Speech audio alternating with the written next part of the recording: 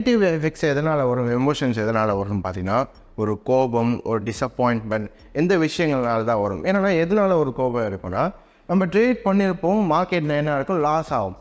தொடர்ந்து லாஸ் ஆகிட்டே இருந்துச்சுன்னா நம்மளுக்கு என்ன ஆகும், அது கோபம் பில்ட் ஆகி மார்க்கெட் போட சண்டை போட ஆரம்பிச்சிடும். என்னென்னா நீயா நான் பார்த்துடலாம், ஒரு 50% 60% லாஸ் ஆகிடுச்சுன்னா மீதி 40% தான் இருக்கலாம். கோபத்தில் என்ன பண்ணுறோன்னா, சரி மீதி 40% இன்றைக்கி போனாலும் போட்டோம், ஒன்று ப்ராஃபிட் வருதா லாஸ் வருதா, அடித்தா 6 இல்லைனா டக் அவுட்டு, நீயா நானா பார்த்துடலான்னு என்ன பண்ணுவாங்கன்னா சண்டைக்கு போக ஆரம்பிச்சிடுவாங்க. இந்த ஆங்கிரினால், ஒரு கோபத்தினால என்ன பண்ணுறாங்க, சண்டைக்கு போகிறாங்க.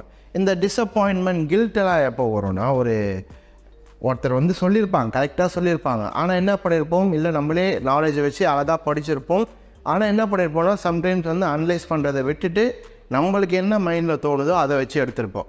அதுக்கப்புறமா ஒரு கில்ட் ஃபீலிங், என்னென்னா ஒழுங்காக அனலைஸ் பண்ணி எடுத்துருக்கலாமோ, அப்படி ஒரு ஃபீலிங் வரும். என்னென்னா ஒழுங்காக பொறுமையாக எடுத்துருக்கலாமோ, நம்ம எமோஷன்ஸை நம்ம மைண்ட் செட்டை சாராமல் என்ன பண்ணியிருக்கலாம், பொறுமையாக அனலைஸ் பண்ணி எடுத்துருக்கலாமோன்னு ஒரு ஃபீலிங் வரும். இந்த நெகட்டிவ் எலிமெண்ட்ஸ்